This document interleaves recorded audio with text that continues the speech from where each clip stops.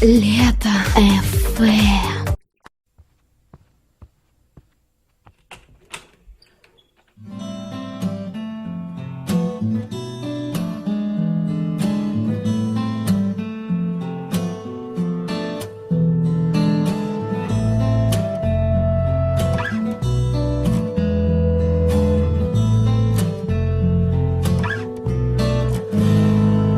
Мое море, прошу тебя, не выплюни меня на берег во время очередной бури твоих истерик. Я так давно тебя искал по грязным пресным руслам, зубами сеть рвал, напрягая каждый мускул. И я готов сожрать пуды твоей горчащей соли за то лишь, что ты здесь остаться мне позволишь, за то, что дашь и дальше мне дышать своей влагой. Кроме этого блага мне больше ничего не надо, это правда. Я за воду жадно набранную в жабры подарю тебе всего себя, только не нужно, ладно, выбрасывать меня волной на берег и изгибы и оставлять там подыхать, как ту другую рыбу.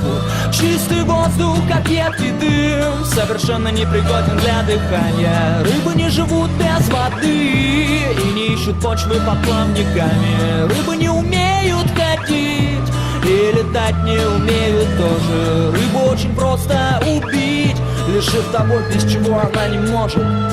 Я смотрел на твои фото сквозь призмы аквариумных стекол. Мои глаза мне врали, не ловили фокус. Я бился головой об толстый лед этих прозрачных стен. Лучше смерть среди осколков на полу, чем плен. Я знал, что должен быть с тобой еще когда был икринкой. Поэтому я не лежу с открытым ртом на рынке. Поэтому я не в цистерне и не в банке консервной. Я здесь, и я прошу тебя, не надо нервов. Я так давно тебя искал по грязным пресным руслам, зубами сеть рвал, напрягая каждый мускул. Пожалуйста, теперь не выплюни меня на берег во время очередной бури твоих истерик.